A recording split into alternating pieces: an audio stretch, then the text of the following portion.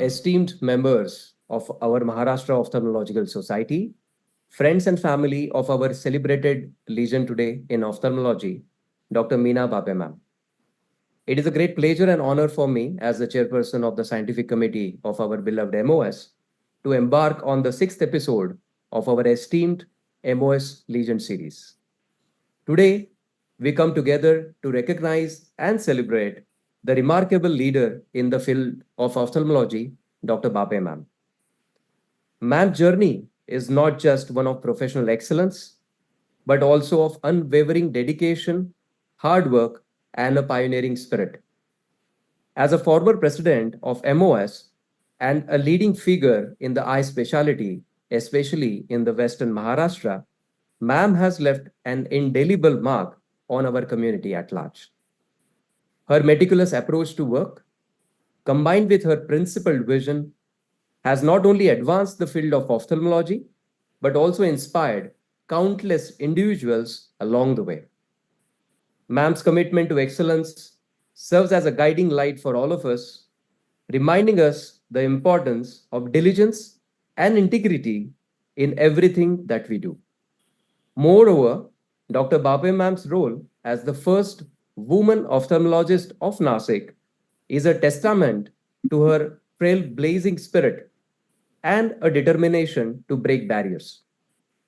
Through her pioneering efforts, she has opened doors of future generations of women in ophthalmology, paving the way for more inclusive and diverse field that we are in today. Today, let us gather together to not only honor Dr. Meena Bape ma'am's legacy and achievement, but also reflect on the profound impact that she has had on all of us, on our community, and the patients at large. Let us draw inspiration from her example as we continue to strive for excellence in our own endeavors in the future.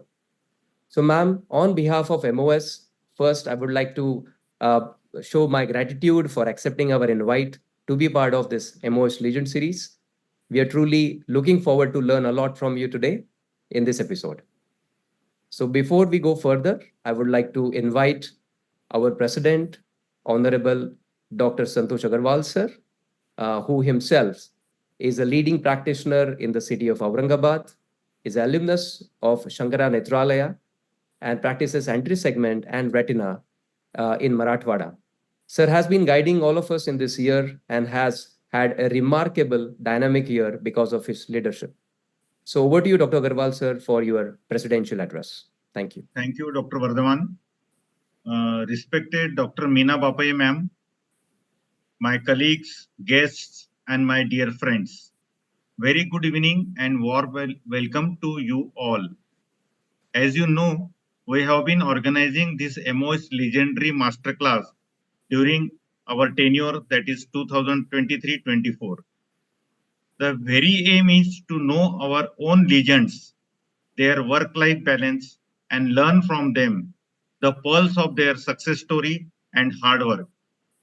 Today, we are privileged and fortunate to have Dr. Meena Bapai ma'am with us on behalf of MOS.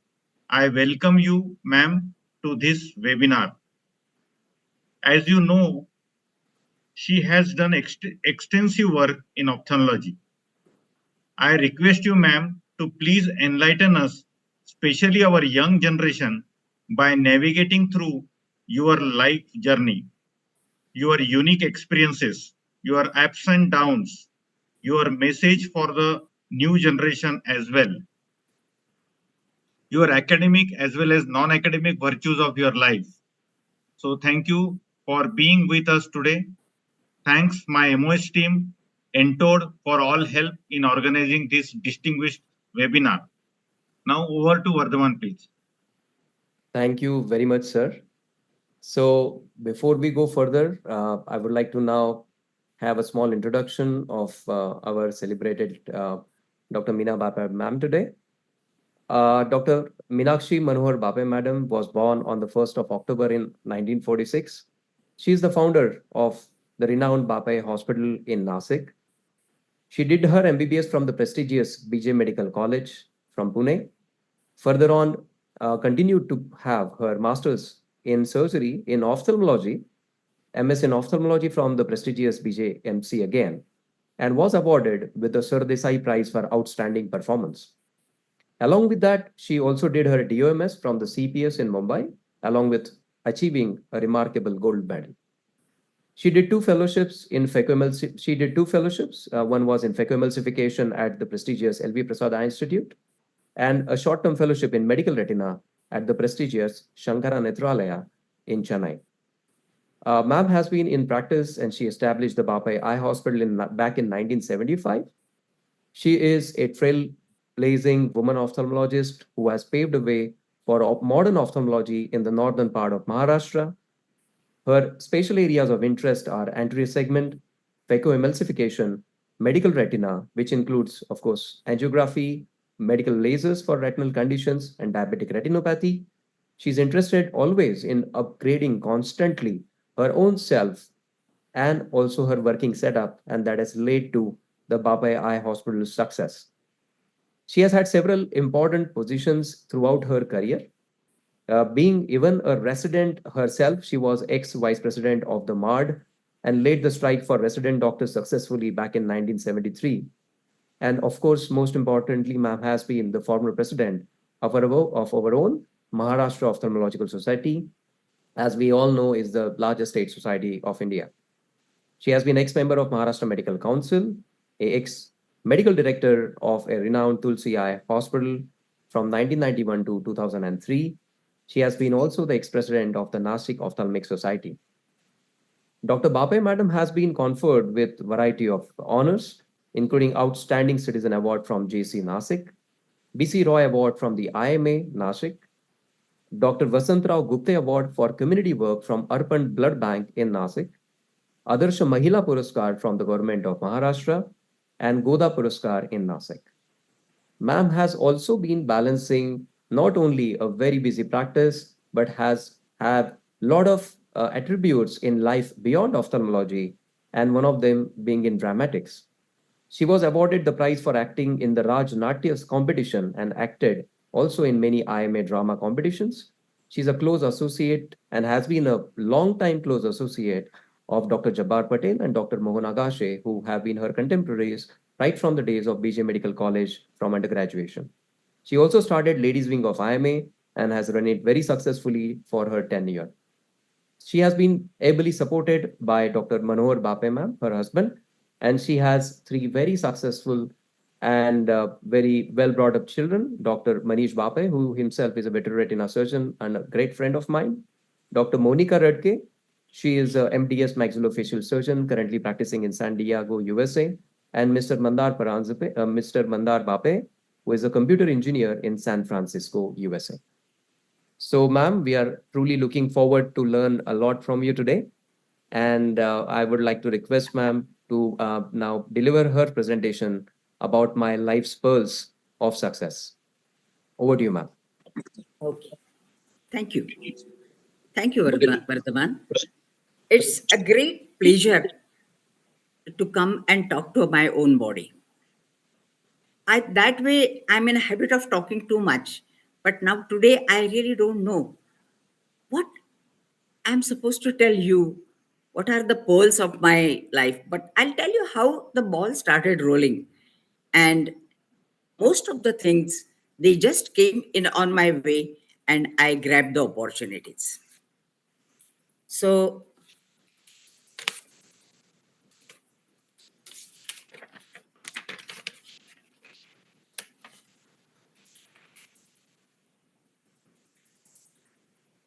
the I think this opportunity has come to me because of my age. Getting old is a really a miracle. Your agility goes down, but what comes is wisdom. At least that is what other people think. And it's always better just to say and not to tell the real truth. Anyway, the last loss of fast and furious life is replaced today with respect from the younger generation like you. And this is really a thing to celebrate. I had a wonderful life, real wonderful life. I was born in a middle class family. My father was an engineer, mother a homemaker, and I had two brothers and one sister. At one time, my two brothers and we two sisters, we were in the busy medical college, that too staying in the hostel. We could feel how difficult it was for my father to cater for everybody. But my father said that if at all my daughters they deserve to join the medical college as my sons, they must. And it is my responsibility to educate them. And he gave us one mantra. He said that remember, money is a commodity which you can earn, but the time if it goes, then you can never get back. And you may keep on repenting that, oh, I should have done this thing. So don't worry about money. Just go ahead, learn, and be useful to the society. And that is my real prize, whatever my children have given to me. This is not only my story. You will find lot of professionals, lot of girls from my generation who were highly educated. They never their our parents never had to be told that beti bachao and beti padhao. They had inculcated that, and that is in the Indian psyche. This thing is there. I remember when my patients used to come, and I, the young girls, 10-year-old, 12-year-old, and if I used to tell them, Marathi dakhavu ka? So the proud father used to say, Madam, विंग्रजी दाखवा, सगळं वाचून राहिली ती.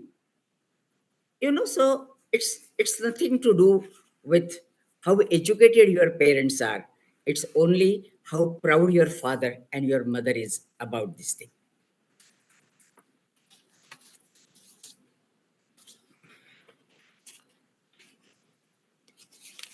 I'm sorry, we're very different.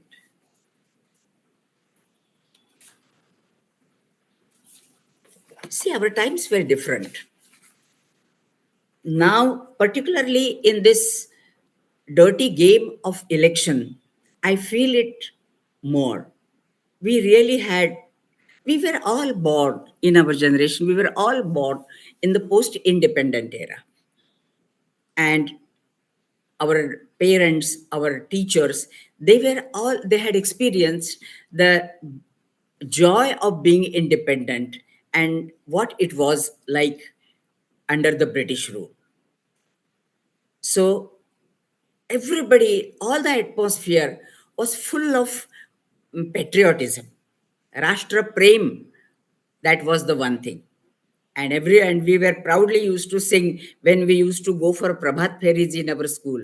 Rahati lamage ka bharatiya nari samayapi katayeta, means this we learned, we ate this thing, we drank this thing, and we slept our patriotism. So now I think that the wheel has turned full and the new generation must work for the nation, must realize what we were and what we are going to be. Now, coming back to my profession, ophthalmology, I had very fascination. Those tiny instruments, and sir used to take out the cataract and show us, see, this is the cataract. And then that was the dream. I will also become an eye surgeon and I will also do this type of thing. Besides, my second love was drama. I thought that ophthalmology, if I work little bit, I will have a lot of time for drama. I was a member of Progressive Dramatic Association. As Vardhaman has told you, I used to work with Dr. Mohan Agashe, Jabbar Patel, who were from our college only. But then As the things they started rolling, as we got prize from Rajya Natya Spardha, and we were doing one after another. We started doing our Natya Prayog all over Maharashtra. And then I realized that I love this, but am I going some other way than what originally I wanted to be? It's my medical profession, it's the ophthalmology, which is my love of life, or at least my, say, day of life. And then I told Dr. Jabbar Patel that, see, after 50 uh, prayog, I'm going to leave your dramatic group. He said, but you love it? I said, I love my ophthalmology equally. And I'm sorry, but I think that I will have to go.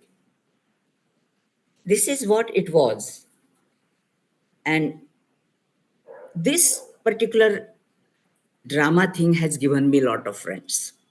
See, at every walk of life, I realized that every walk of life, at every stage, I may have lost something, but I collected my friends and who are with me till today.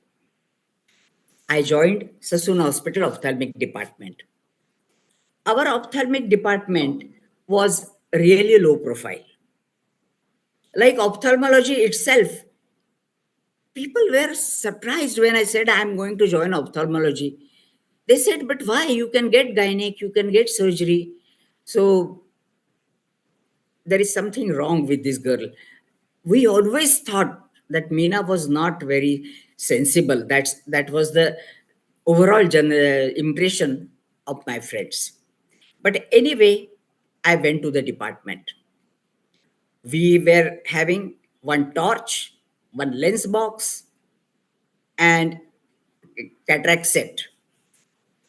That's all we had. And we never realized that there can be something more than this.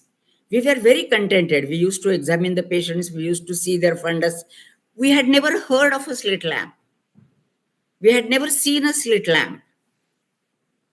So, from this till what is the department today, it's not only our journey, but it's the journey of ophthalmic department of Sassoon Hospital, and we are very proud of our own department. At our time, there were only two units. One was Dr. Deshmukh and another was Dr. Patwardhan. I was Dr. Patwardhan's student and I was Dr. Deshmukh's registrar. We never had these senior residents and junior. We had structure like housemanship for 1 year.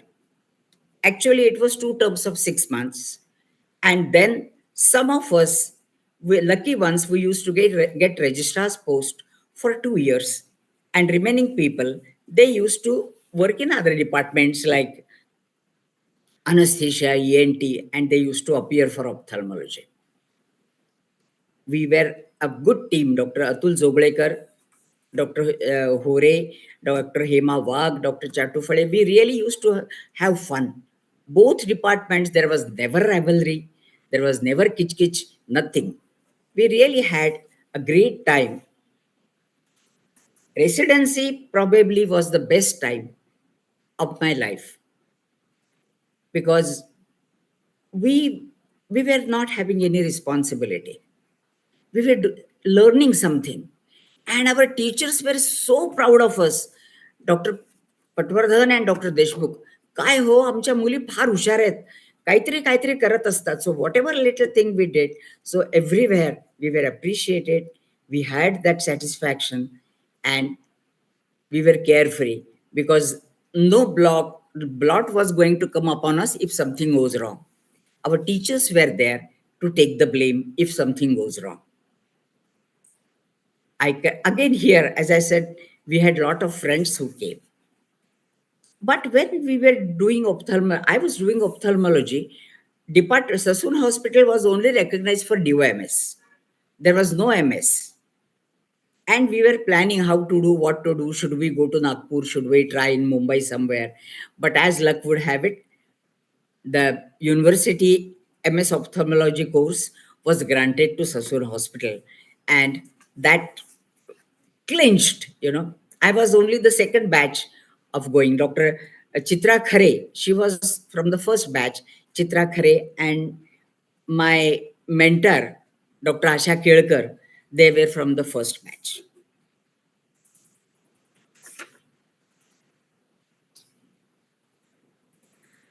The After this, I immediately after doing MS, I got married. I married the love of my life.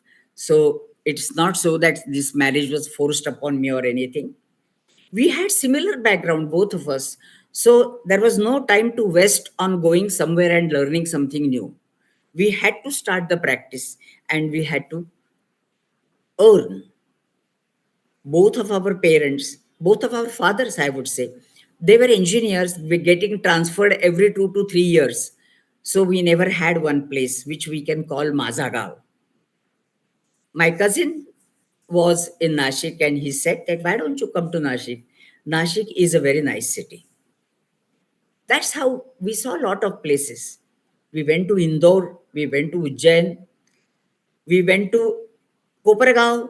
We A lot of places we saw, but ultimately, I think that our luck, our bread and butter was in this Nashik city. Nashik at that time, the industrial estate was just coming up, and the main identity of Nashik was a holy place, particularly for the last rites. People used to come to Nashik, but it was a very pleasant place. Nashik has given us everything because we never had anything of our own. You will be surprised that when I bought my slit lamp, it came from uh, East Germany, Jena. It came in two boxes, wooden boxes. We never had any furniture in the house. So we cut those boxes, we joined them, and we made them good settees, and the sitting arrangement was there. From here, we started. And what has really been appreciated by this city is our sincerity, our hard work. When I started working, I realized that people have not heard a surname like Bapaye. It was called, you know, all different versions of my surname I have heard. Bashpe, Kashpe, Bapaya, Bopaya, anything. So I said, now this is high time that people at least should know that somebody like Meena Bapaye is there and who is an eye specialist. So what I did was I started attending all the eye camps. Anybody used to come and request me, Madam, आमच्या शाळेत जरा मुलांना तपासता का? I used to go there. Everywhere, wherever there was any opportunity to come across people, I used to go. And that is by and by, people started coming. The footfall started increasing. And that is how, with my efforts, not mine, me and my husband, Dr. Bapaye, we had every Sunday we used to go out. Fifth Sunday of the month was really the thing to rejoice because that was our holiday. We started going to the periphery. We had to do this because we had no identity in this place and we had to create our own identity. Now,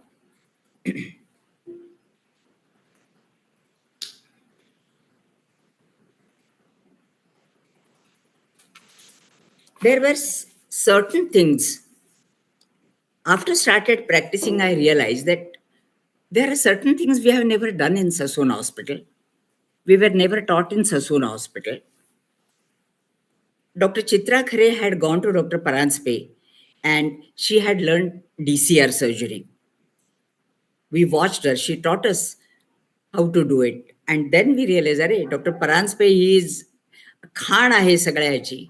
Dr. Paranspe used to try everything and he was very happy to teach you whatever he was doing. So I went to Dr. Paranspe for my IOLs. I remember that some consultants, senior consultants from Mumbai, when we asked, sir, what about IOL? He said that it's wonderful thing. I will put it in my mother-in-law's eye. But it was we were discouraged. It was Dr. Paranspe who had, it's not only me, but I think the most of the Maharashtra owes their IOL initiation in IOL surgery by Dr. Paranspe. Then this became my habit. I realized if you go somewhere and if you want to master something, if you want to learn something properly, you just cannot read in the book. You have to go, stay there, see how people they work, see how there is OT setup, how they put the trolley, where the sister stands, and all that. And I started doing this. When I was a registrar, I went for 1 month to Maulana Azad Medical College for medical retina because I had never heard the word medical retina. So I said, let us see what is this medical retina. And there I learned about angiographies. There I learned about the laser treatment. But in 89, I went to Shankar Netralaya for 3 months.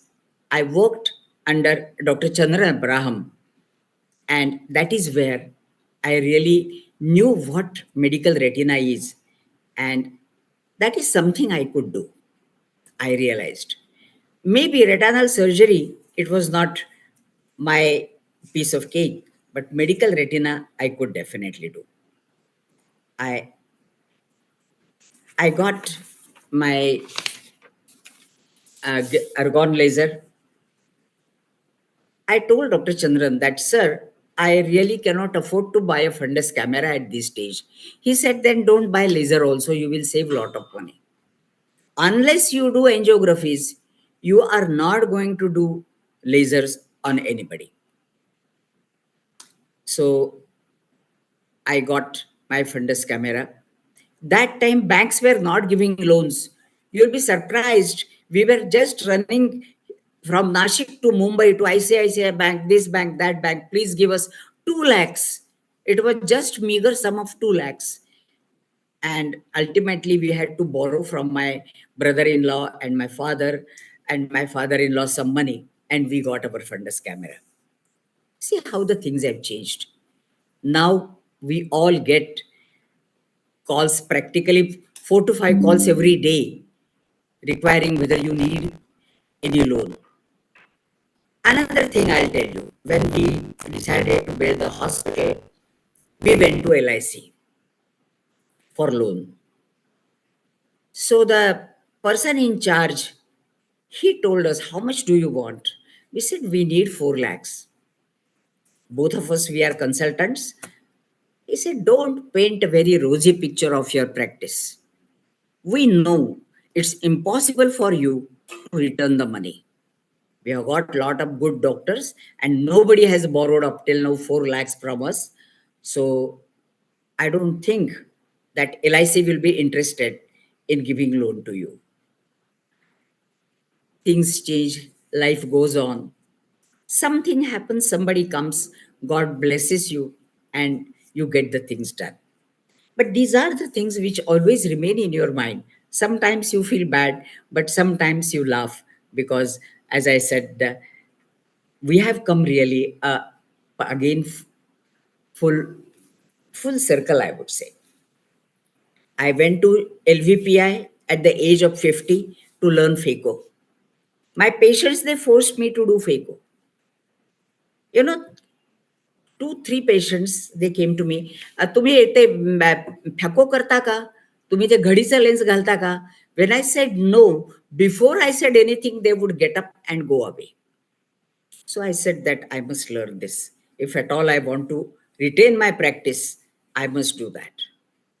And I had 2 patients who were from very wealthy background.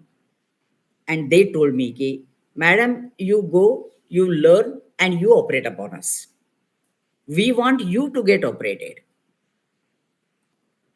You know, it's really humbling. People who can easily afford to go not only to Mumbai but abroad, they tell you, then you have got no right to say that I have got no time, I have got 3 kids and I have got my practice and I don't learn. You have to do these things for your survival and for your image. Then I went to Dr. Sood. My son was doing um, entrance examinations study in Delhi. So I had gone to stay with him for 1 month. 15 days out of that, I used to go to Sharaf Eye Hospital with senior Dr. Sood. He taught me most of the things in glaucoma. I had never seen the angle of the eye. I had heard about it, but he made me do gonioscopies. He made me do YAG lasers. And during surgery, he said, it's how it is trouble free to do limbal based flap for trap surgery. Dr. Sood, for 15 days with Dr. Sood was really very rewarding. Friends, we were a real comprehensive ophthalmologist, our generation. Because that time, except retina, other branches, they had not come. So we were doing most of the work. We shouldn't be too proud because a generation before me, general surgeons, they used to do cataract surgeries because there was no separate ophthalmic surgeon at that time. But we also, general ophthalmology, we are all general ophthalmologists. We all must learn the skills, whatever are there in all the specialties. That gives us insight. We should do at least the basic procedures. We should never become just traffic policeman, that you are having this thing, go this way. You do it yourself. You are trained to do lot of things. Maybe the difficult cases, complicated cases, you can send to the specialist or super specialist. But I think that being general ophthalmologist is very satisfying, and you do a lot of things. Main thing is that you come across people, your patients, you talk to them, you think how they must be thinking, what they must be doing. In nowadays, the cataract is going by leaps and bounds. Rather than cataract, I think after phacoemulsification, we really didn't had much in the surgical equipment, but the IOL major numbers or mainly the intraocular lenses, from PMMA lenses to what we are having now, multifocal lenses, toric lenses. So it's our thanks to our medical, you know, bio, I'm sorry, the engineers, biomedical engineers who have given us all these things. And we are the ones who just flaunt and say, oh, we do all these things. But remember, there is always somebody else who has been telling you. You new generation, you are very lucky. You have got uh, wet labs, you have got hands-on courses, video teaching courses. So I'll say that you must go and do everything. Try everything. There is nothing wrong. Even if I used to shut down my practice totally. For medical retina, I went to Shankar Netralaya for 3 months. Thank God that I had a nice fellow like Dr. Bapaye who was taking care of my kids. But I stayed there because I had a requested Dr. Chandran that, sir, can I come for a shorter time? He told me, please don't come. So I knew that he has got some plan, and this is the place where I should go. I'm not wasting time. So utilize your time like this, your profession. And there is lot of competition now. So every patient, if you start sending to the super specialist, what remains with you will be only refractions. And there are a lot of optometrists and opticians who do the refractions. We are not there to diagnose that this is glaucoma suspect. You treat glaucoma. You treat. I used to do a lot of pediatric cases. My 25% OPD used to be pediatric OPD. I used to do squints. I used to do congenital cataracts. Now the new people who have come, now my daughter-in-law, she is a pediatric ophthalmologist. She does it more professionally. But that time when these things were not available, we used to do everything. I again and again request my general ophthalmologist colleagues that do something, basic things you must do, and become a real comprehensive ophthalmologist. Cataract, as I said, our bread and butter, of course. But one thing was there that our life was simple. As I said, a torch, a direct ophthalmoscope, and a set of cataracts, and we were done. We were not tech savvy. But now, if you see, it's all only machines. Sometimes I really wonder that if AI comes in our way, whether we will be having any work to do and whether anything to eat, because everything, the machines will one day come and they take over us. It looks like that, not the machines, but the companies who sell us the machines, they are really having a good time.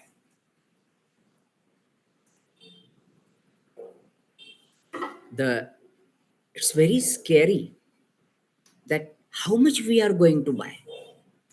You know, when you go to Pune, you go to Lakshmi Road for buying saris. Similarly, when you go to any conference, there is a Lakshmi Road there for the equipment. Iska kya hai, iska kya hai, ye kya hai. So we are looking to buy something everywhere. And now it becomes absolutely necessary. We all want to say that we are giving all the eye care under one roof. But why that one roof cannot be shared by 3, 4 ophthalmologists? At least some equipment, diagnostic equipment, we should buy together. That will give us financial help, no doubt, and we will get a bargaining power.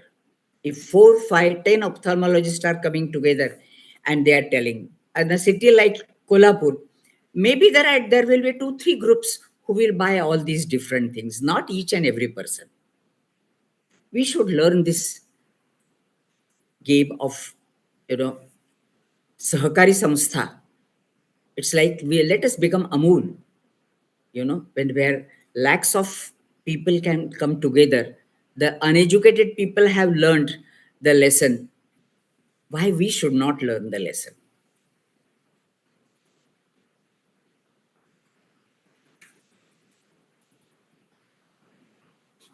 Now, this is not the only problem we are having. Our real problem are our patients who are today. Most of the patients, they go on internet and they feel that they have done PhD in their eye problems.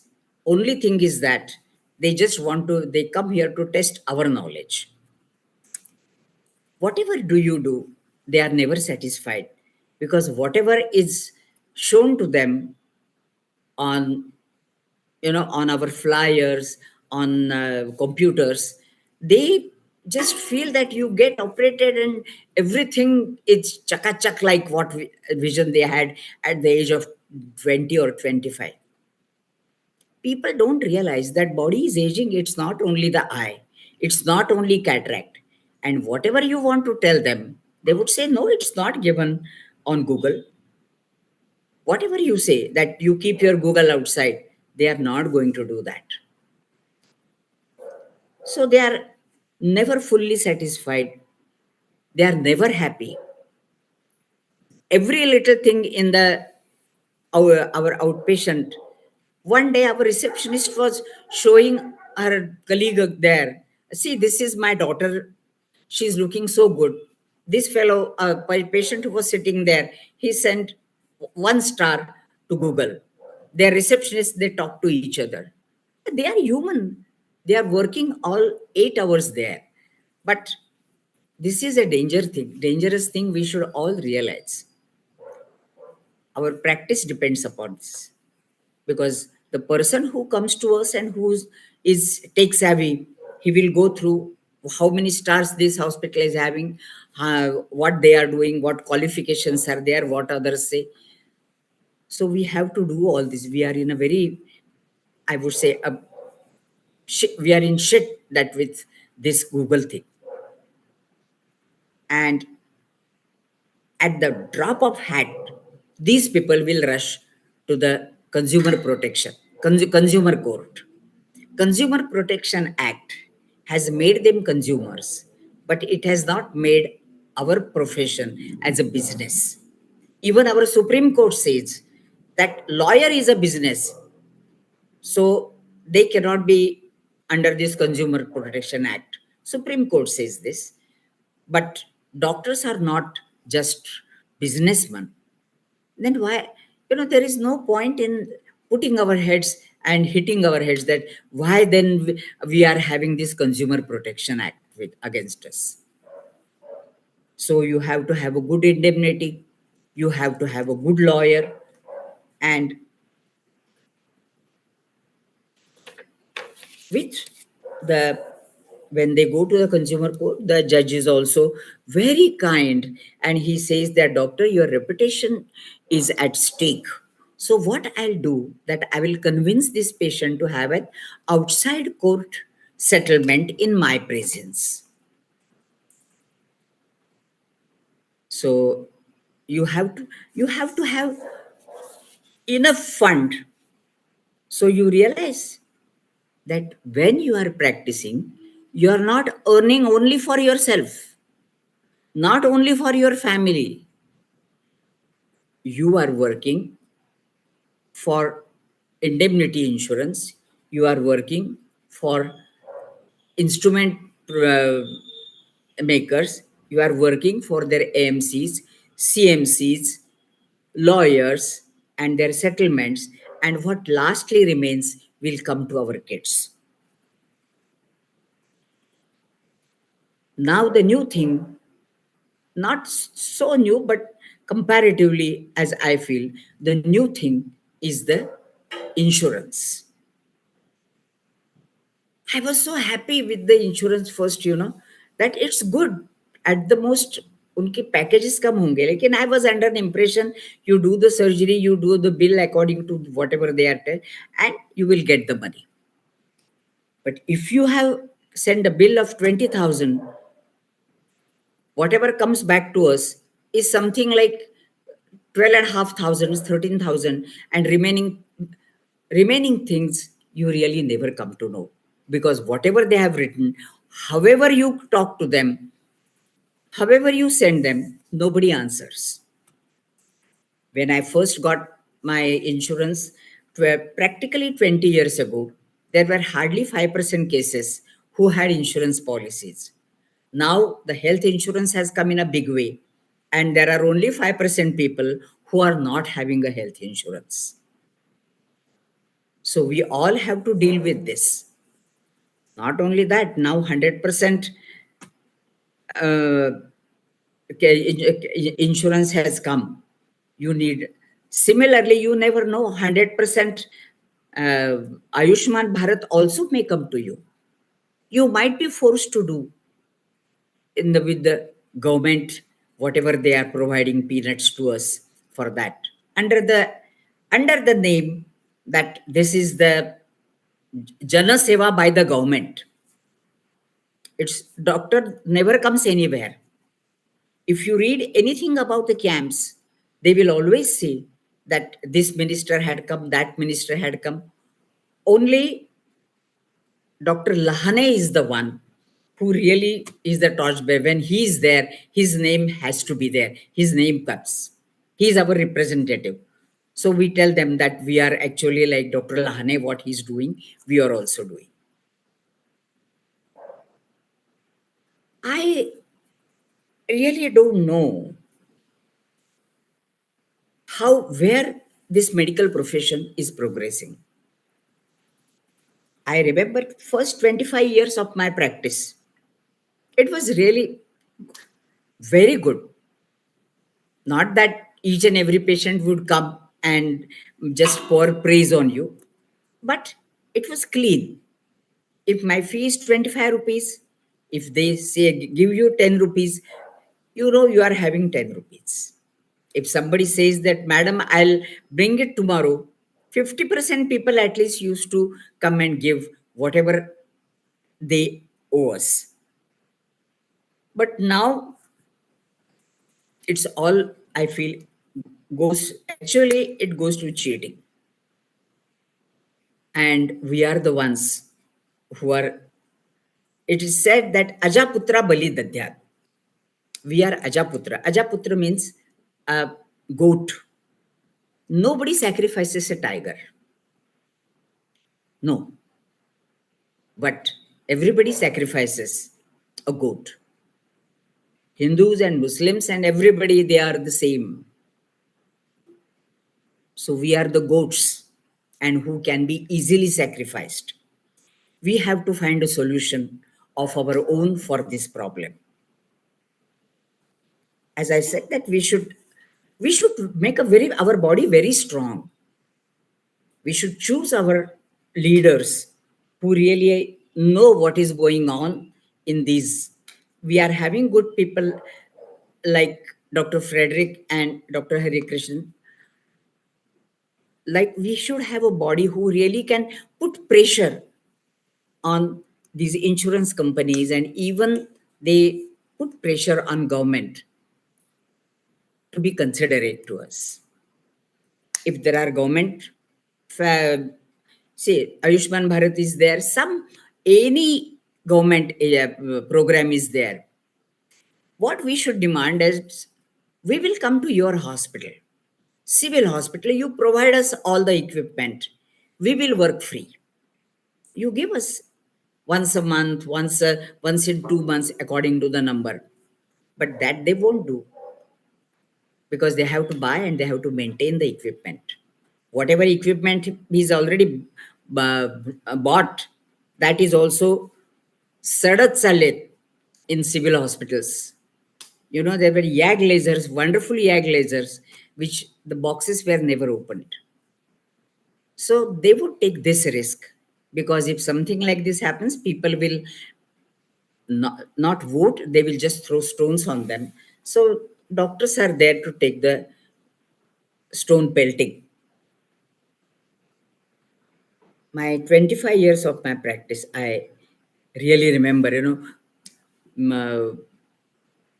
the Kishore Kumar song, "Kahan gaye wo mere प्यारे प्यारे मेरे दिन, कोई लौटा दे मुझे मेरे दिन." वैसे है वो. They are, but nobody is going to give us.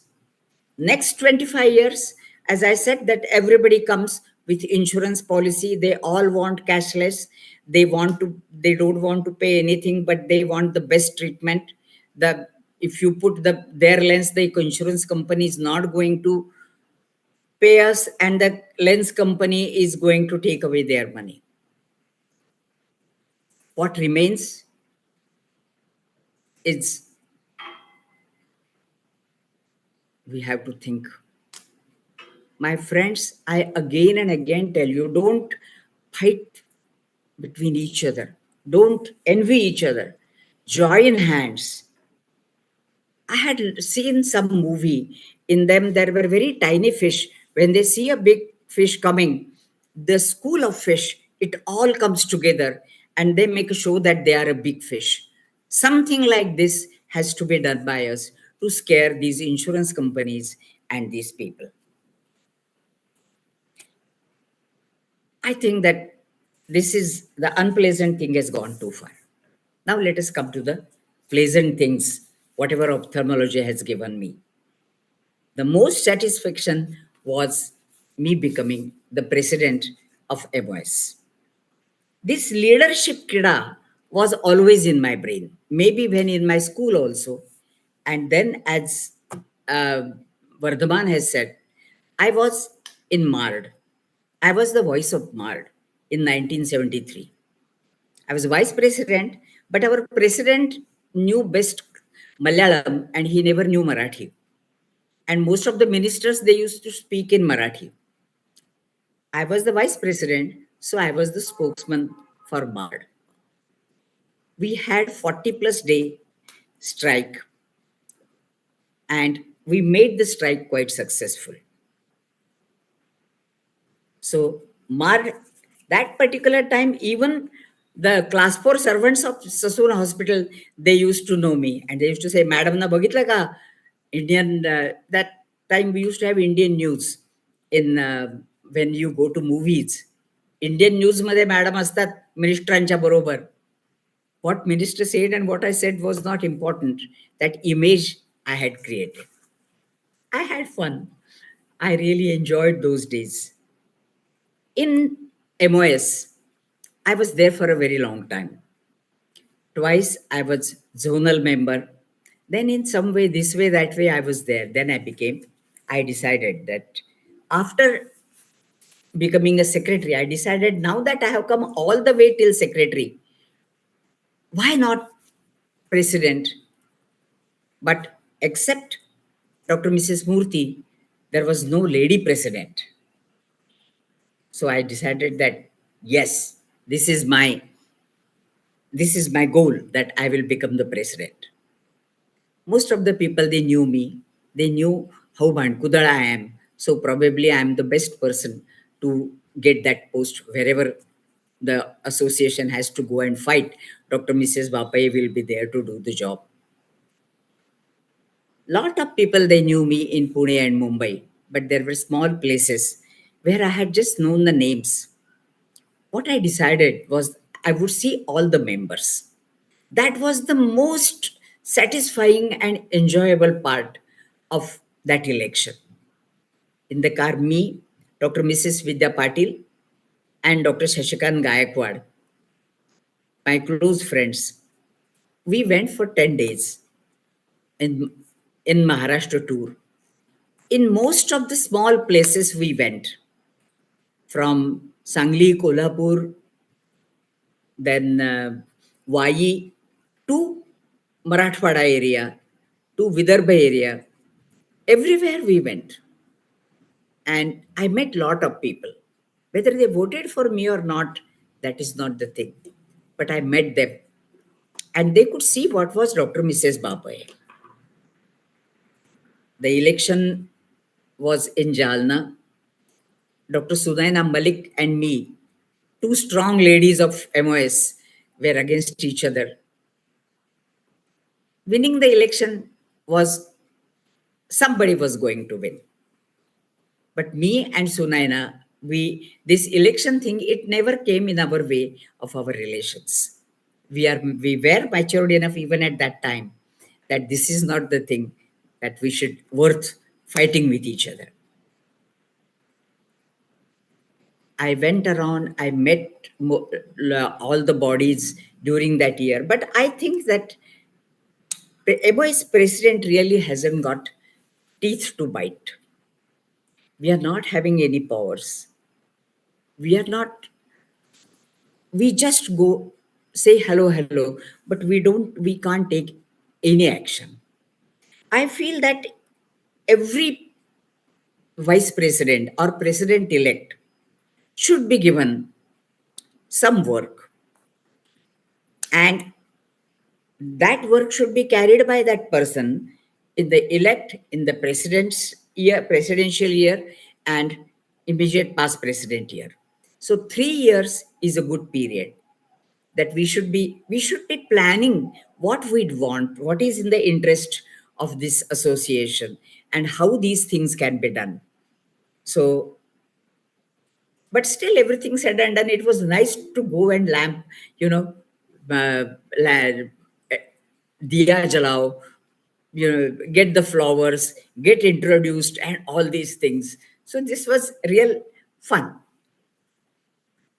I enjoyed, thoroughly enjoyed, and I was grateful to all my MOS members who showed their love and affection to me during my year as a president.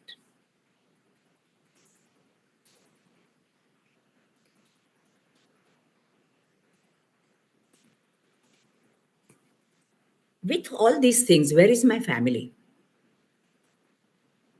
Only profession was there. Friends, I have got a very good husband and wonderful children. They they knew, my husband supported me all along. He knew that I'm not the one who is just going to sit at home, cook, and uh, go and work, come back. And he knew my nature because he knew me before our marriage. Willingly, he looked after the children whenever I was not on the scene. My children were very proud of me, that what I am doing and what satisfaction I am getting, Man, Maratab and everything I am getting. They were very extremely happy with my achievements. I wish God gives children like this to everybody. But even I had decided that I must have my work life balance. Every day, too, I cannot sit with them. But during their exam, particularly 10th and 12th, I used to shut down my practice for 2 months and I used to stay with them. I knew that I cannot study, but I was just there, just to have fun with them sometimes, go out for a drive, and just be reading something, doing something. But they should feel that my mother is there. That particular thing, all my children, they will remember that whatever our mother had done, practice what, however busy she was with us at our difficult times. So, friends, I think that most of the things we have discussed, I can go on and on and on talking like this, but thank God, Vardhaman has just set a time and the time is almost over. So I very sincerely thank MOS Body this to give me such a wonderful and humbling experience. I thank Dr. Santosh Agrawal, Dr. Vardhaman for giving me, and Dr. Aditi, and all my MOS colleagues who have must be listening, I hope, to my talk. And whether we have met, we have not met. Of late, due to my health problems, I'm not able to attend the conferences, but this was a real wonderful way of connecting with you. Thank you. Namaste. Thank you very much, madam. I think it was very inspiring to, of course, listen to the whole journey. And I'm sure that all the members who are joining us today, they would really take away a lot of pearls. And I think you have also put a lot of facts on place. So basically, yes, MOS body and we are all already working towards the insurance through AIS. Also, we have created a body in insurance.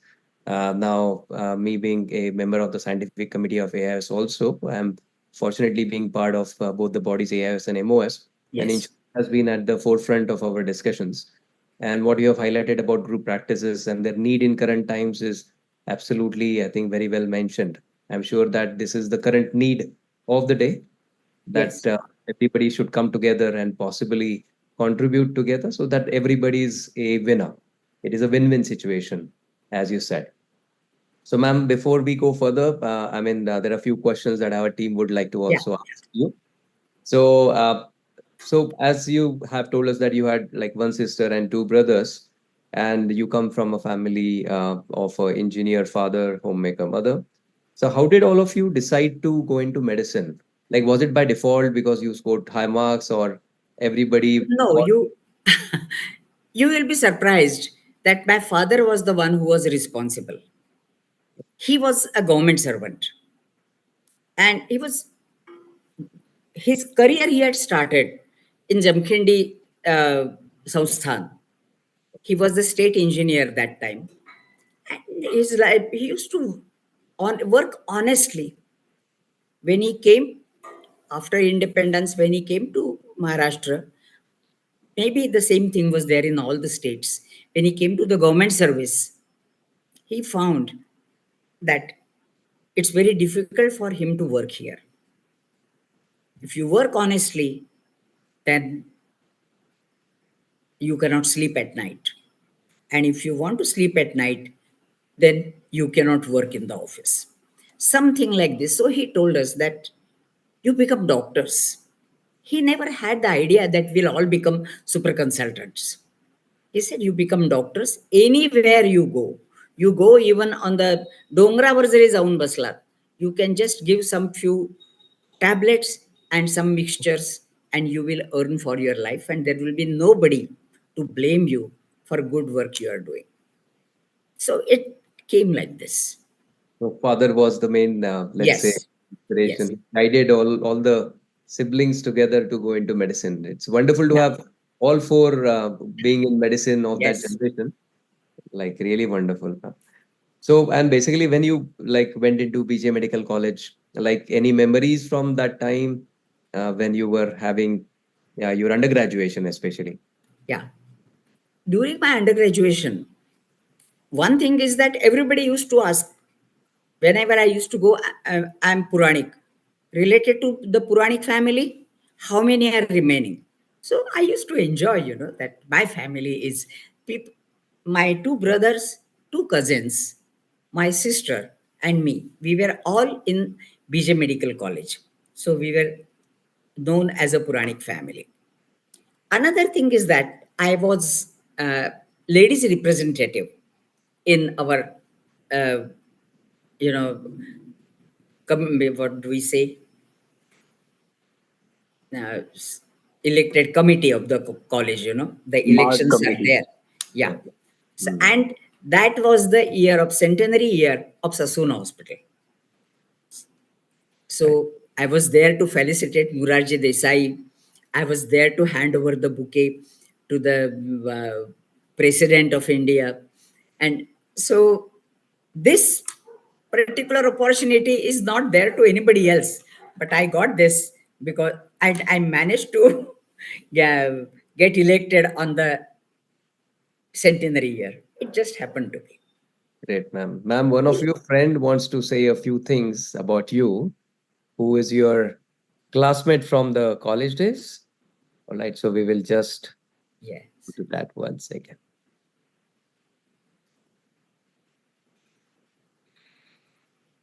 Oh,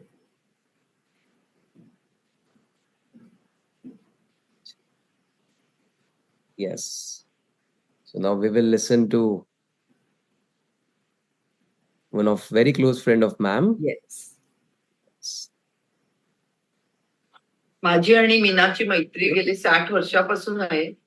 आम्ही actually बीजे मेडिकलला पहिल्या वर्षी भेटलो आणि त्याच्यानंतर आम्ही एकाच बॅचमध्ये होतो. शिवाय हॉस्टेलला पण आम्ही एकाच योगायोगाने एकाच रूम मध्ये असल्यामुळे आमची मैत्री नॅचरली वाढतच गेली. वर्गामध्ये असताना ती एक अत्यंत हुशार इंटेलिजंट मुलगी म्हणूनच ती प्रसिद्ध होती आणि पहिल्या वर्षीच ती पहिल्या टर्मला पहिली आली आणि मग सगळे तिला नंबर 1 असंच तिला ओळखायला लागले. असंच सेकंड इयरला ती लेडीज रिप्रेझेंटेटिव्ह म्हणून निवडून आली आणि थर्ड MBBS ला तिने उत्तम मार्क मिळवले आणि त्याच्यात तिने ऑप्थॅल्मॉलॉजी हा सर्वात कठीण असा म्हणजे न मिळणारा विषय तिने निवडला. त्याच्यामध्ये तिने MS केलं. ते करता करताच तिने 2 नाटकांमध्ये काम करून पण त्याच्यातही प्राइज मिळवलं. म्हणजे सहल म्हणून पुरुषोत्तम करंडक आणि अशी पाखरे येते राज्य नाट्य स्पर्धेतील जब्बार पटेलचं नाटक. ते दोन्ही ह्याच्यात तिने प्राइज मिळवली. नंतर तिने नाशिकला सेटल व्हायचा ठरवलं आणि तेव्हा मी योगायोगाने मी पण तेव्हा नाशिकलाच प्रॅक्टिस सुरू केली होती. त्याच्यामुळे आमची मैत्री वाढतच गेली.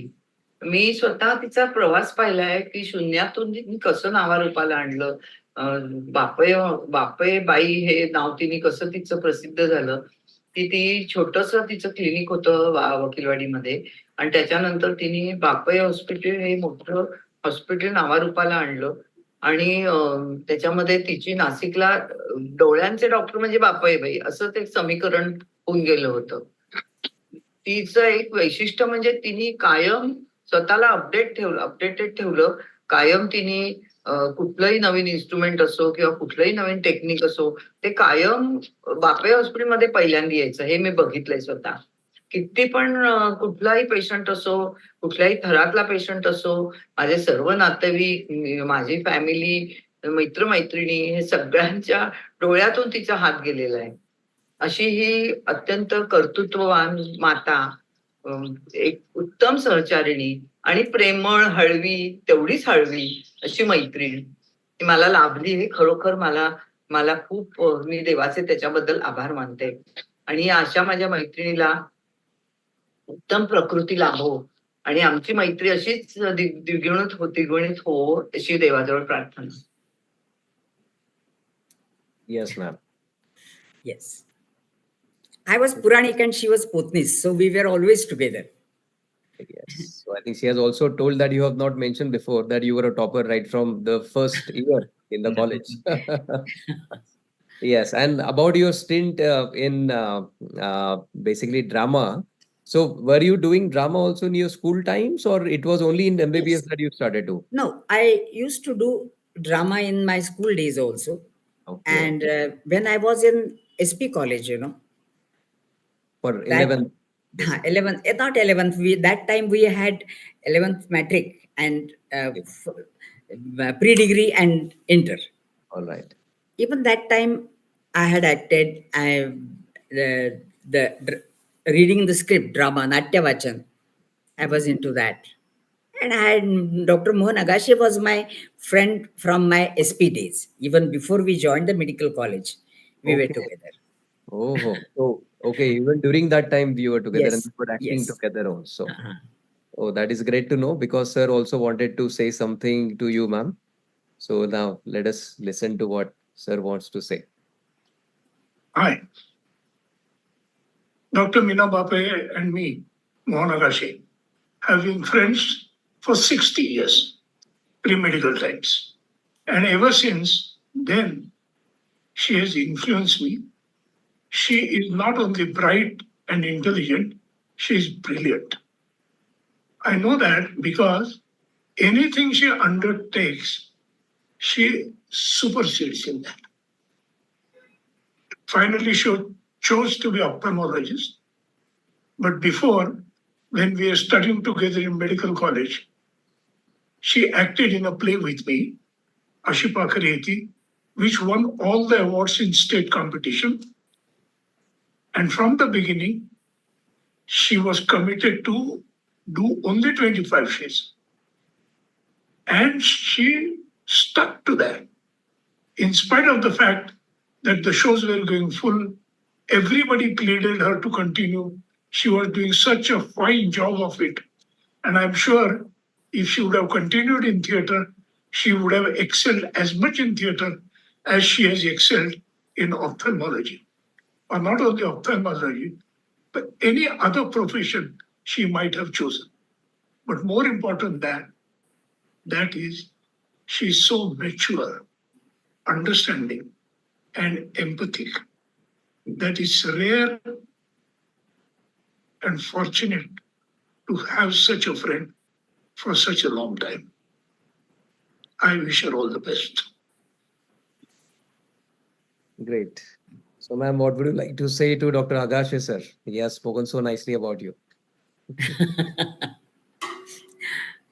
A mere thank you is not enough, actually, because I know sometimes he goes overboard and praises somebody whenever for the virtues which probably I'm not having. He has told you, don't get impressed by whatever he says about me. But I think all the best actress awards that you have won in Rajya Natya Spardha, of course, proves already that you are such an amazing artist.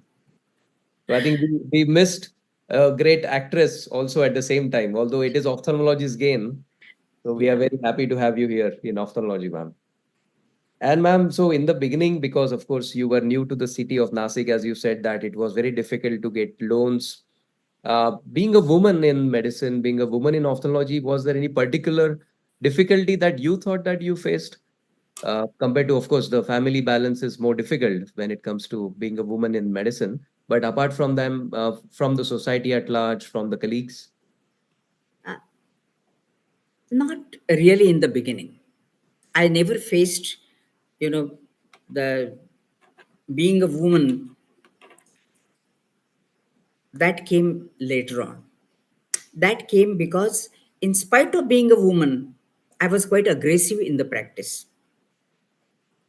I was going full speed in my practice.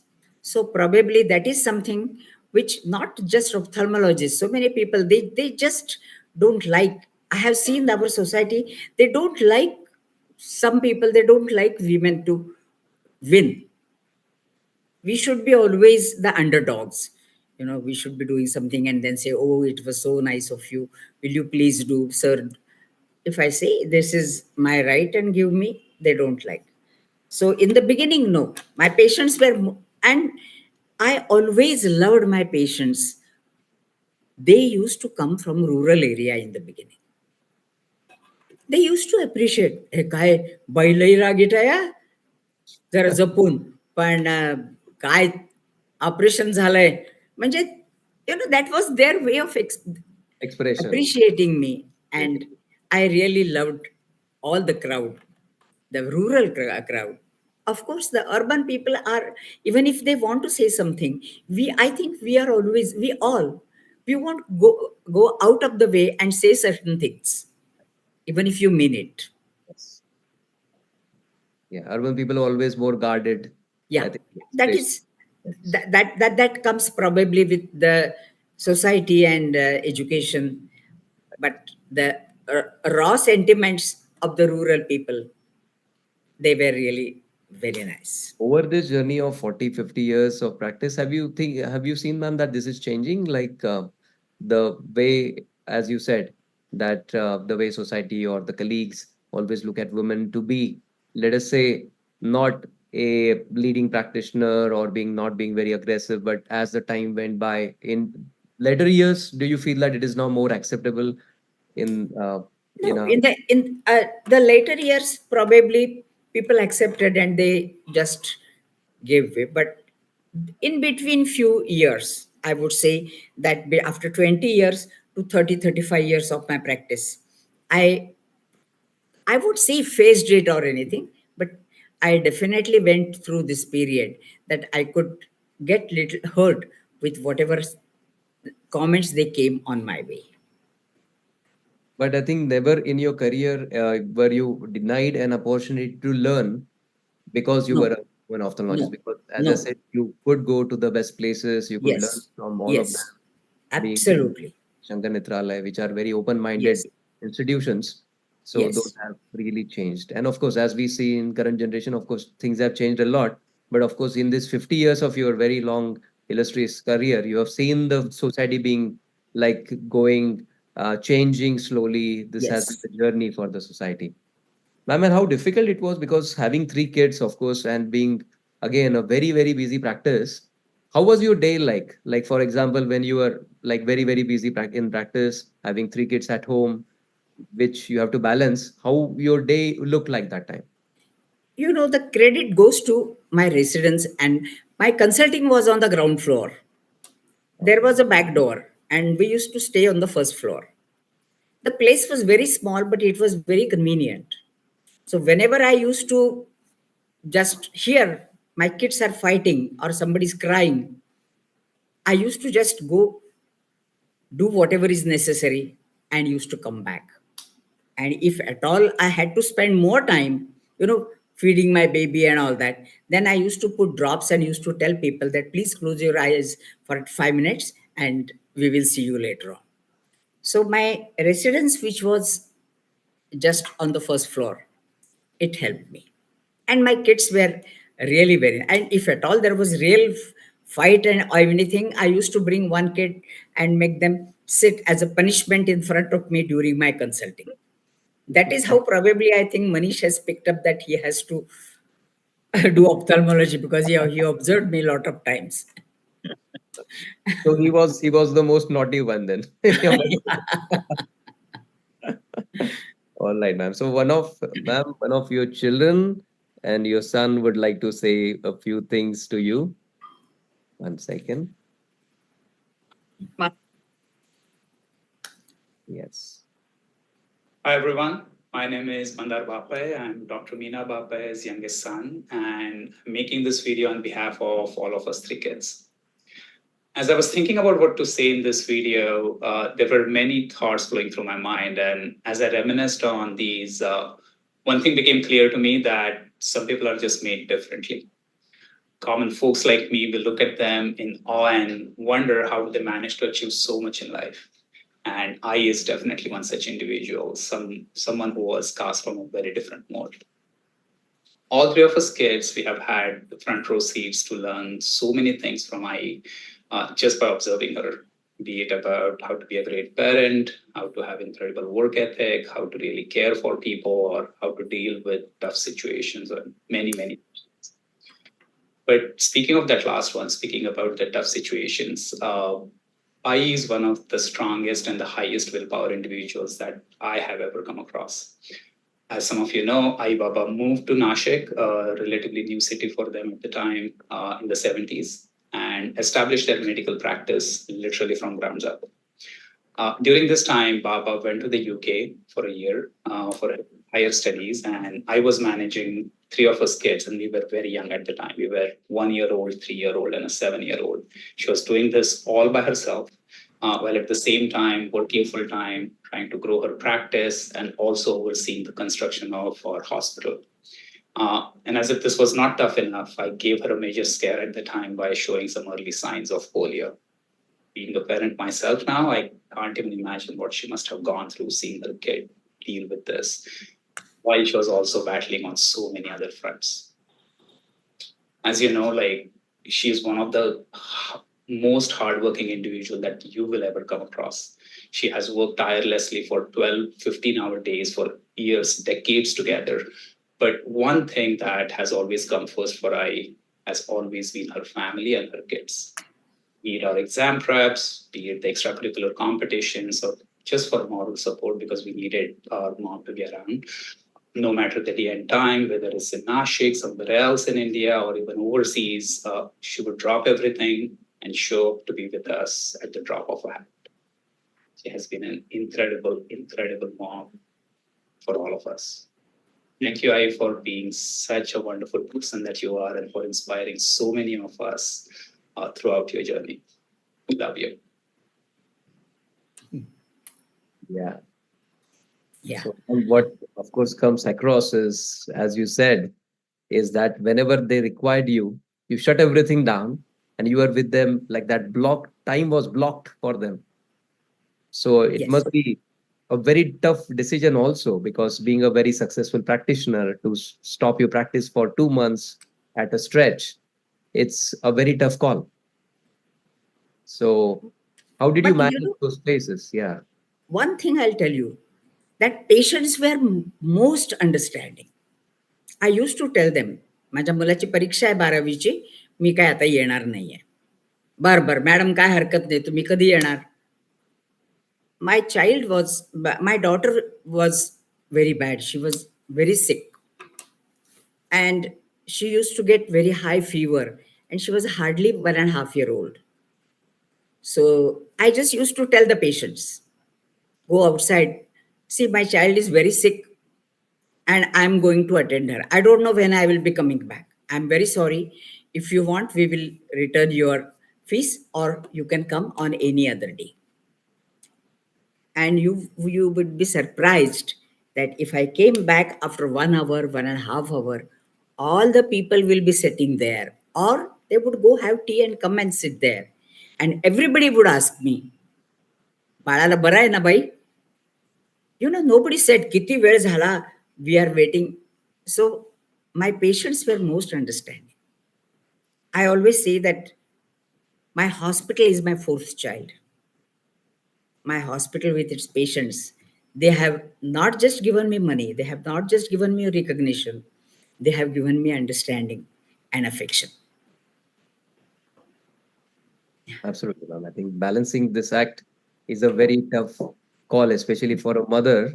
We understand, of course, when I see my wife juggling both the fronts, Yes, it's always a very tough call on both the sides. And correct. managing this for last 50 odd years that you have done so well and so successfully with all three children now doing so well in life, I think is a testament to your, let's say, the best act of balancing that you have done in life. It is really amazing, ma'am. Very nice. So, ma'am, I think of all the things that, because being a very, very successful practitioners, like what would you consider that to your attributes? Because there were so many ophthalmologists, I'm sure, who came along, who came during your time, afterwards, in your region. But the success that you have tested were tested by very few.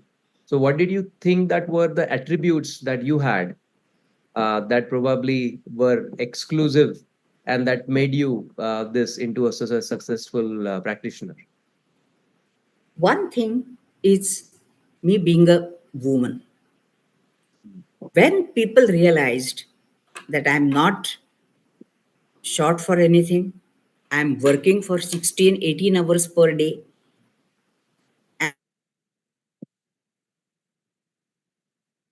I'm doing my job very nicely, and I'm bringing most of the new technologies. That was one thing, that any new technology, I thought that I must do it.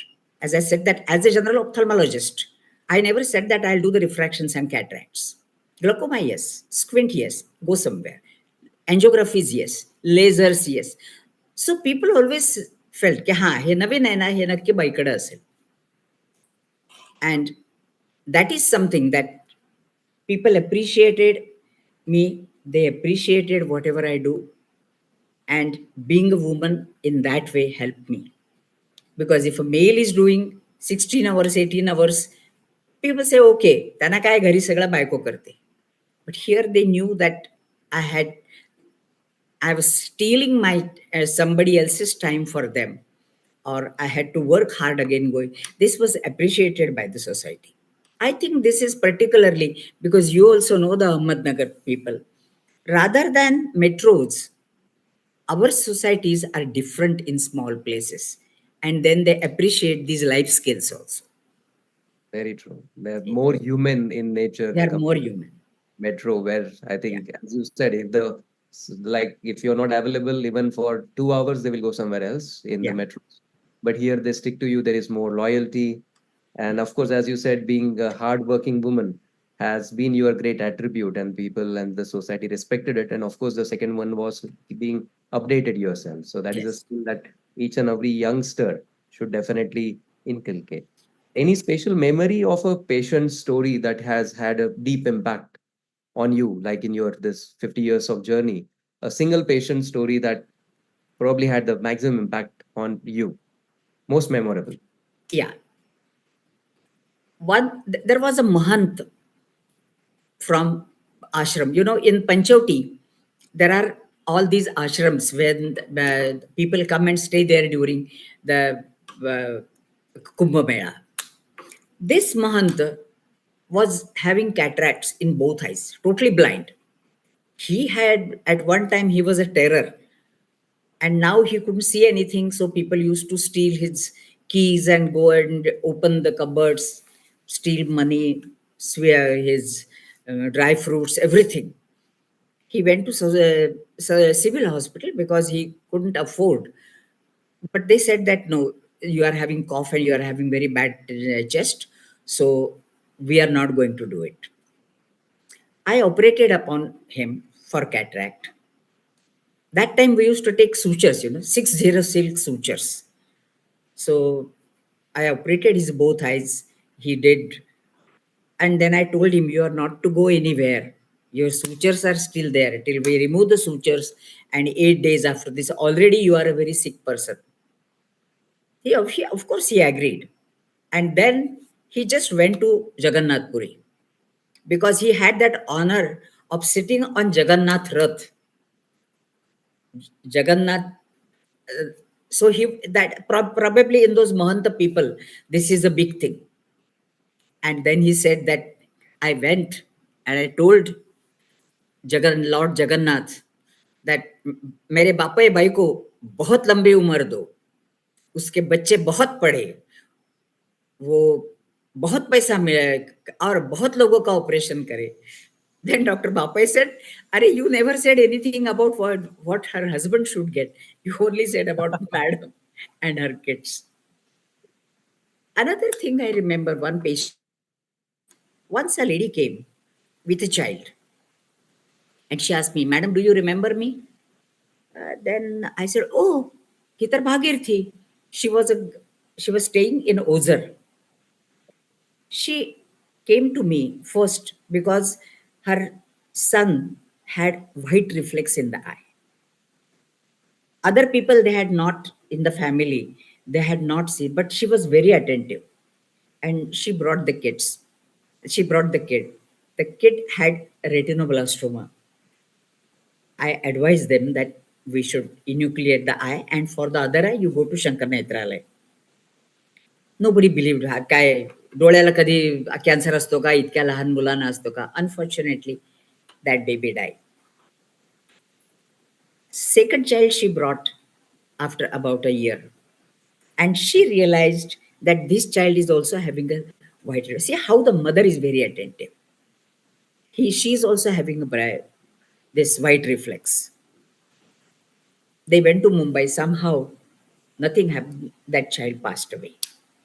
Third time they said, Babai बाईकडे जायचं नाही, तिच्याकडे गेले की डोळ्याला cancer होतो. So they went to Dr. Gadkari. Unfortunately, that time also the same thing happened.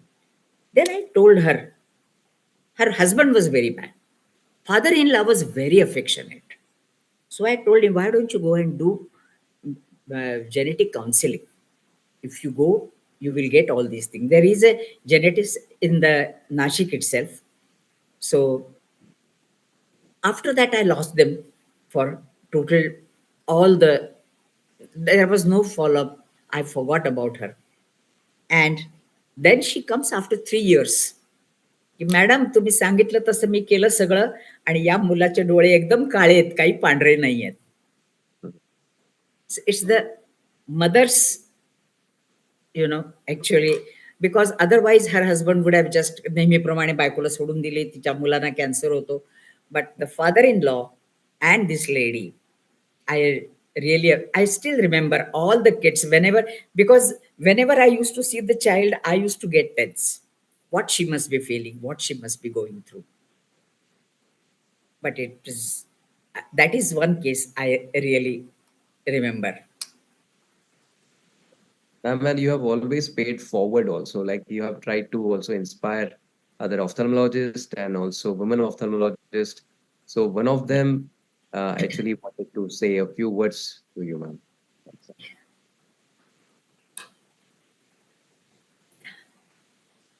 Hi, everyone. Honored to speak about Dr. Bape. She is a legend in ophthalmology, and I feel privileged to have had her as my mentor. This is way back in 1993 when I had just completed my post-graduation and come home to Nashik. Even before my results, I said, now what? So I friend, Dr. Matri, who's an orthopedic surgeon in Nashik, he said, चल, मी तुला बापाई बाईंकडे घेऊन जातो. By कडक मनावर टिकली तर मग आयुष्यभरा जाशील, जुडल्या जाशील. This is how my journey started with Dear Man. I'm the first female ophthalmologist in Nashik and paving the path for me and many more like me and setting high standards in eye care. Taught me to see the patient as a whole. She always said you always observe the patient from the moment he walked in the OPD, his gait. Always examine the patient, even if you know the diagnosis. She always encouraged me to upgrade and update my skills. She made me do medical retina, lasers, showing her commitment towards the growth and development of future ophthalmologists. She was always at the forefront of introducing specialized equipments in eye care in Nashik and North Maharashtra providing best eye care for patients. Her honesty with patients and bold approach to medicine gained her a great deal of respect and trust. Ma'am always successfully managed her demanding practice and while fulfilling her responsibilities at home and towards the education of her children. I have witnessed her take breaks from her busy practice during the board exams of Manish, Monica, and Manda. She has always been there to guide me in my professional and personal life, always caring. Her influence extends beyond her professional achievements, serving as a role model for me and many more like me. Love and respect for you always, ma'am. Yes. So, ma'am, that's your great contribution that you have put forward in inspiring and inculcating so many young ophthalmologists who in turn, of course, will learn from you and will pay it forward in the future as well. Yeah. So I think before we go to the rapid fire round, I would like to ask the team MOS for their questions. If Dr. Agarwal sir, Dr. Atulji, Aditi, Dr. Mandar sir would like to ask any questions to ma'am. Sir, I think you're mute. Yeah. Can you introduce Atul to ma'am also? Because Yes. Atul joined late. Later. So, ma'am, Dr. Atul, Atulji, please. open your video. Yes, yes, yes. So, Dr. Actually, Atulji, yes, good Dr. evening, ma'am. I was Good evening. actually, Good evening. my family function is there. My cousin brother's engagement, so I was little bit late in joining. That's why I put it in. And very, I was hearing the whole story, but so though I kept my mobile on silent mode, but it's really inspiring for all of us. So much to learn from you, and the balancing the family practice and the tips that you had given for the current generation to have an importance of a group practice, and the way you stand as a female practitioner at that time with such a roaring and a big name. It's really creditable. It's you are an inspiration for so many of the young, the coming girls, all the women in ophthalmology. Rather, I would say. Thank you. Thank you. Madam, Dr. Atul Kadani, he Yes. is from Amravati and he is our honorary secretary MOS. He is very Yes. dynamic and very active in Right. MOS. Yeah. I think during our insurance issue, Dr. Atul was involved. Yeah. Huh. Yeah. We have communicated to IRDA, ma'am, and also to the all companies. We have written letter to them, but Yes. there is no response from anybody. No response. No So response. there has been now a meeting between the AIS insurance committee and along with the insurance heads of the respective insurance companies. And there is a document of that minute to minute that I'll share on the groups also. So that has given some head start now, and it is going to follow through. Dr. Nirmal Frederick sir is chairing.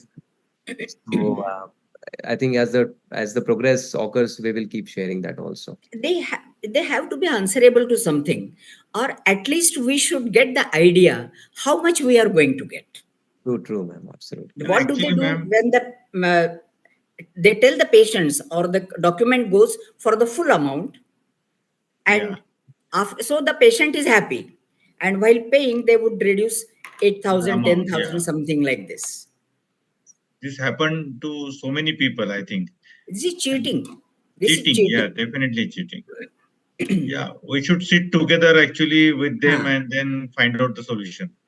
It should Correct. be means ongoing process. It's not one time. It can be nobody So gets let the him pay answer. less, but you tell us Yeah. how much you are going to pay. True. Transparently. Yeah, ma'am, that's true. And really, your story is inspiring, ma'am. For not only for young generation, for us also. You are so hardworking. You have updated your knowledge in those days also of intracapsular and extracapsular cataract surgery. You did medical retina. You visited so many hospitals. So really, it's inspiring for all of us. You are so aggressive in your work. That is also we should take it. Hard work. Your hard work pays. So all our new generation and us, we should work hard in our profession so that we can be successful. Also, you are so confident. I had been seeing you for so many decades, means 2-3 decades, and you are so confident. Really, that matters a lot. Second thing, your one thing I liked it, learn new things. Always strive for new things and update yourself, and your practice also. You should come out with new equipments in your practice, and you should be strong in every situation. That is your virtue that I liked most. And also, you took care of your kids very well. Sometimes what happens, if you are very ambitious, you just forget the kids, and but in spite of your busy schedule, you have taken care of your kids also. And you very well said your hospital is a fourth child. I like that sentence very much. You should take care of your hospital as well as your patients. And you should be honest with your patients. That is also liked. I like very much that whatever is happening, you should tell the patients the truth. And your growth should be in a step ladder fashion.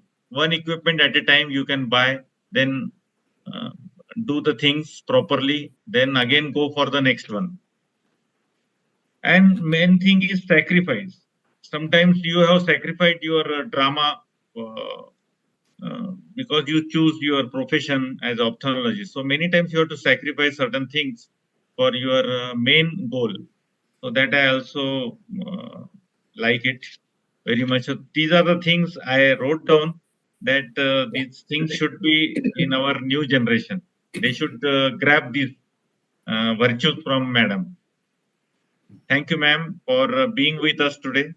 Now I request our Dr. Mandar and Aditi and other colleagues to please ask the questions. Yes. So, Dr. Mandar, sir. Yes.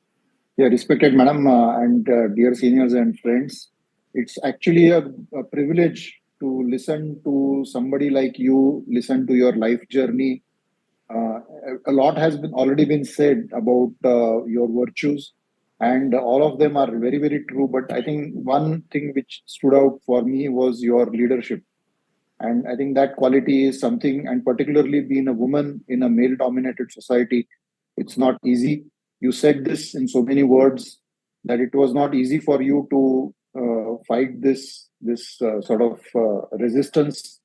And we all see it around us, although it is much better now, especially our generation, and the next generation also is much more understanding, because we see more number of women in our profession, which is the right thing to happen.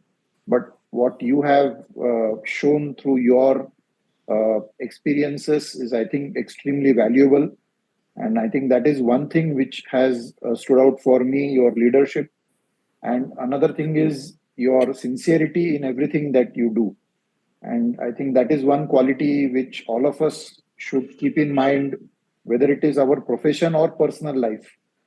We have to be committed to what we do. And I think that is one big learning for all of us.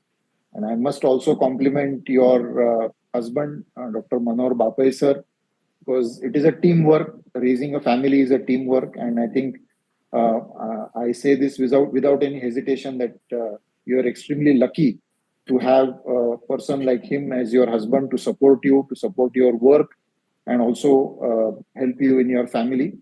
So I wish you all the very best.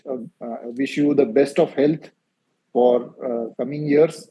And we hope to interact more and learn from you in various conferences and meetings that we will be having in the future. So that's my submission, and thank you very much. Thank you. Thank you, Dr. Mandar, sir. Yes, Aditi. As a female ophthalmologist, I have one question.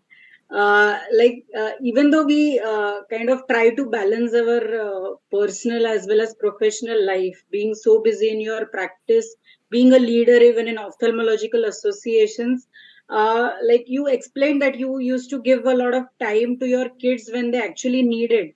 But still, in spite of everything, there comes a moment where आई आपल्यातली आई आपल्याला नेहमी वाटतं की मी whether I'm doing enough for my kids.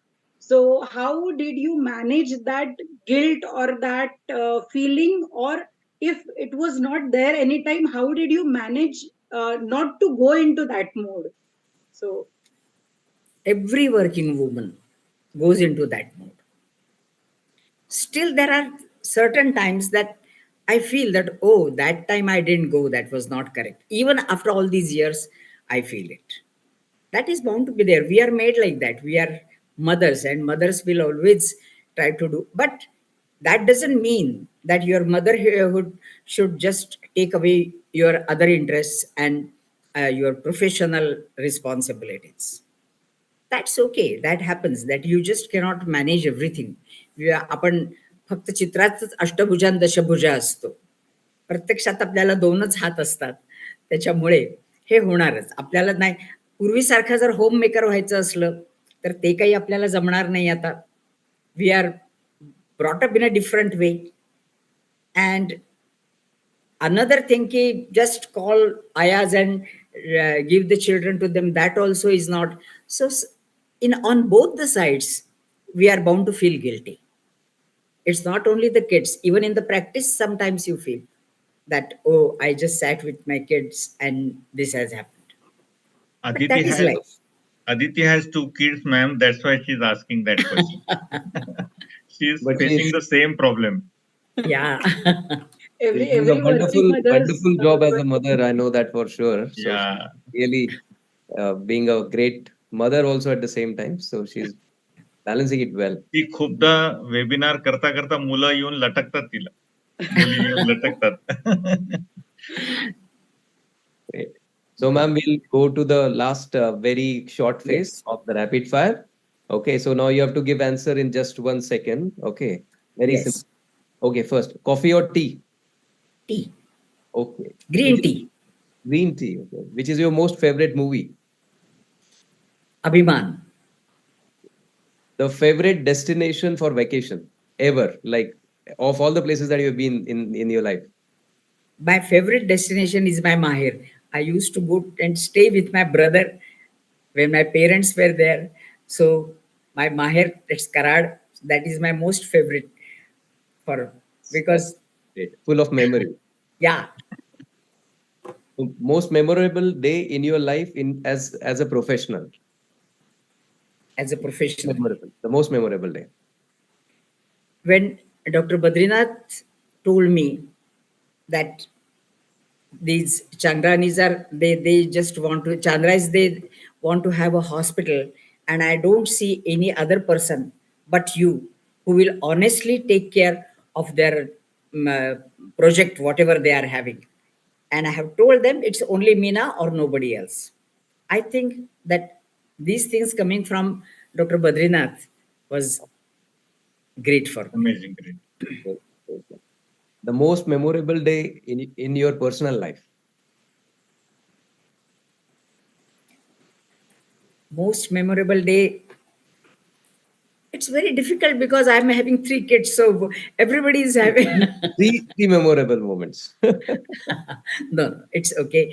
I use whenever everybody is getting married, the marriages of my kids, they were Marriage. my most memorable days because they were starting a new life and I had brought them up, and now they are going to the society. Wonderful. Your most favorite food? Pav Bhaji. Okay. So 3 things about Dr. Meena Bapae that none of us know, but we will be surprised to know. I'm a fairly good cook. I don't do chapatis, but everything else I do fairly well. So I know where I'm coming in Nasik next time for food. Yes. Yes. Then I think you know everything. I'm too transparent. ड्रामाचं मला माहित नव्हतं I think madam. a lot of people got to know about drama today. Yes. Yeah. That is Yeah, exceptional I talent. had acted even drama in Nashik also. Nashik IMA. So if you were given a chance to live a day as a fictional or a real life character, which one would it be? Jhansi Rani.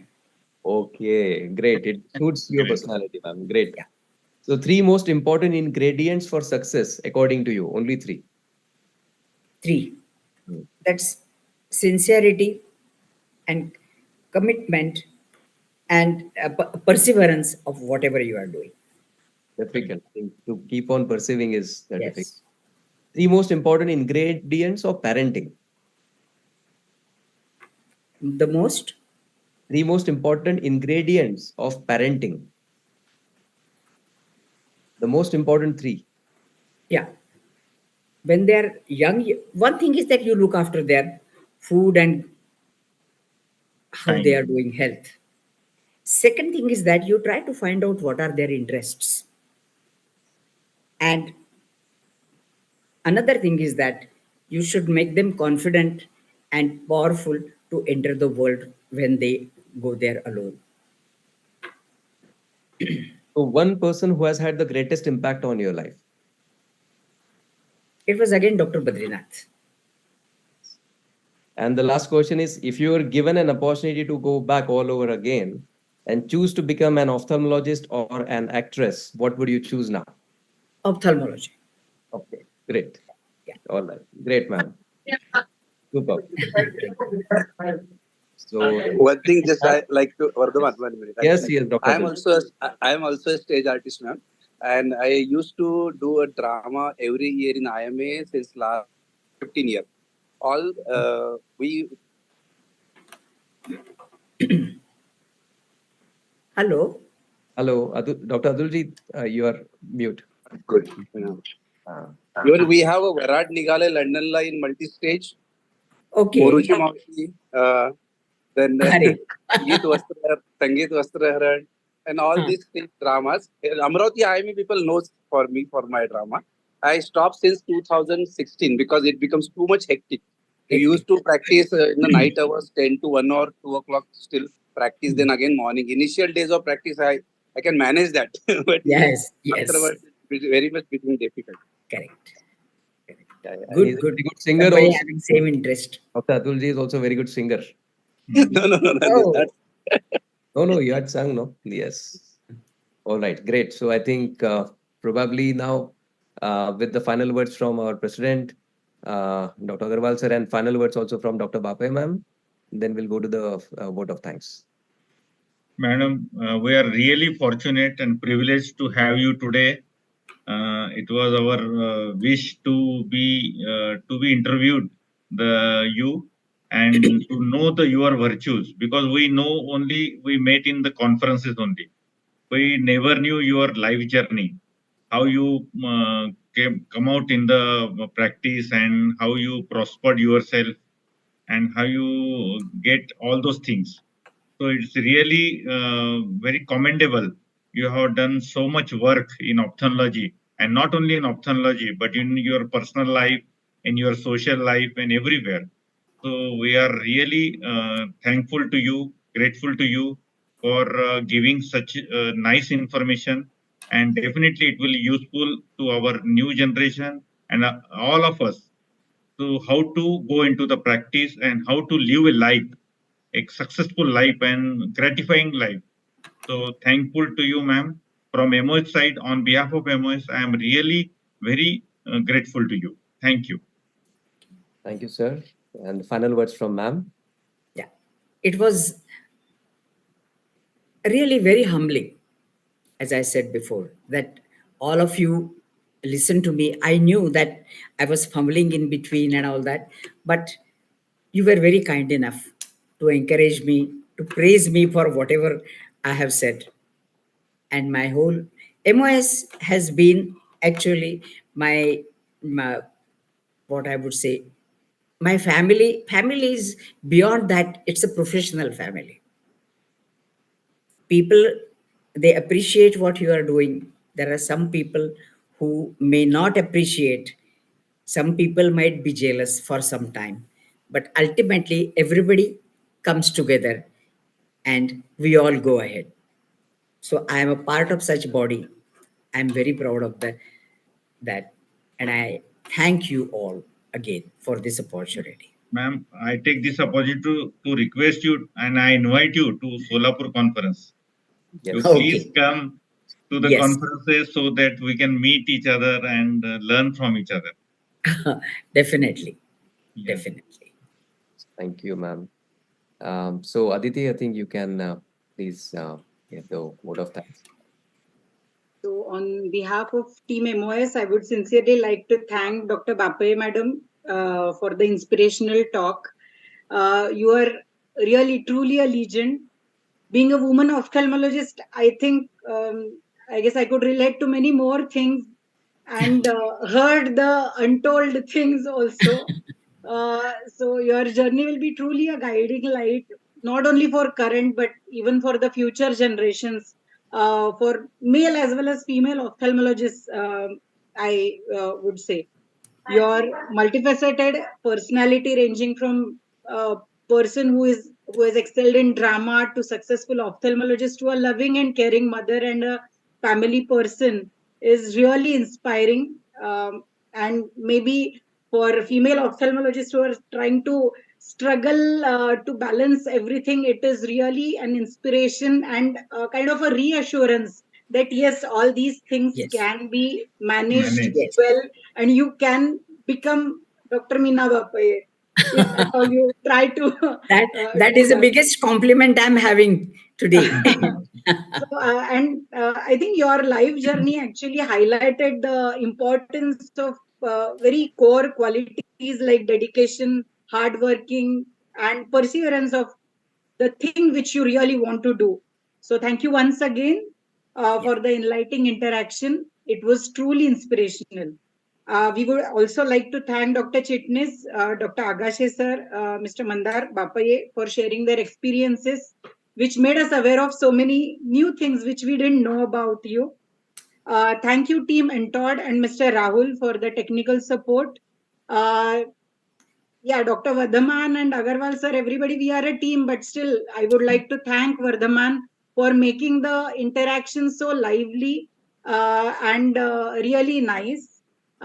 Thank you, Agarwal sir, Kadane sir, and Mandar Paranspe sir for being there. Thank you once again to all the audiences who were there actually viewing the program. So, thank you once again, all, and good night. Thank you, Aditi, also. Thank you. Good night. Good night. Good night. Good night. Thank you. Yeah. Good night. Good night. Okay. Good Thank you, night. madam. Yeah. Yes. Thank you, madam. Thank you, Good night. madam. Thank you, ma'am. Okay.